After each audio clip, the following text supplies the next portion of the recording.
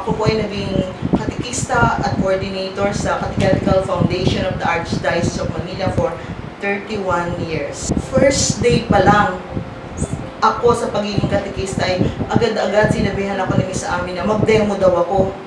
Takot na takot ako noon kasi syempre bagong-bago pa lang ako katikista, tapos magde-demo na kaagad ako. Tapos sa mga kaharap ko pa, mga Vaticanong katikista na, kaya talagang sabi ko, ano ba to? Pero syempre obedience sa coordinator, so sumunod na rin ako. At awa ng Diyos, yung nakaraos naman ako at okay naman, nakapasa naman ako sa aking demo at natuwa naman yung kapwa ko katikista. Pangalawang hindi ko makakalimutan sa katikis ay every time na mayroong contest ng mga katikista, halimbawa yung essay writing o kaya yung mga art, magdo-drawing, ganyan, lagi ako nananalo. Talaga akong first prize at may premyo, tuwan-tuwa ako. Ang hindi ko naman makakalimutan na medyo malungkot ay una, yung nag-schedule ako ng confession sa mga bata, grade 3, tinuturuan ko noon. So naka-schedule na talaga na may confession. Tapos nung araw ng confession, biglang sabi ng pare, may schedule daw siyang iba.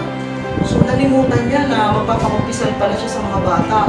So hindi ko alam ang gagawin ko kasi andun na yung mga bata, handa-handa na sila, inanda ko sila para sa confession.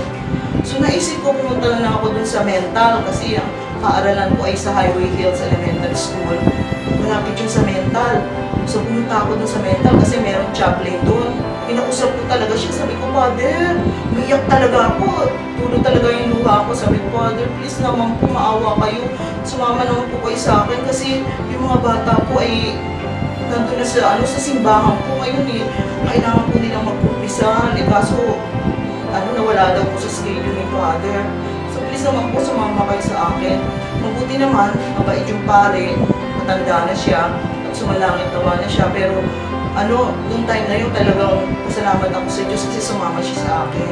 Kaya napakumpisal ko yung mga bago. Sa mga bago pa lang sa ministry. Ito lang ang masasabi ko. Number 1, don't give up. Number 2, carry on.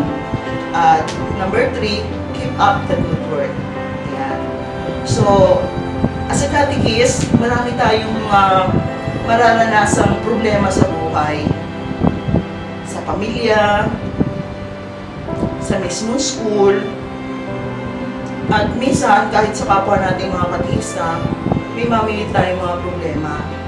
Pero masasabi ko lang, kapag dumatingin sa buhay natin, as a catechist, huwag tayo mag-give up. Sige lang.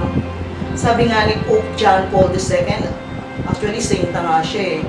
Sabi niya sa mga katekista, the world needs you because it needs catechesis.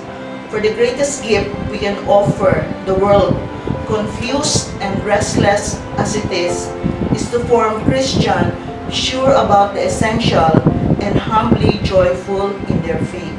Catechesis does this, and it does this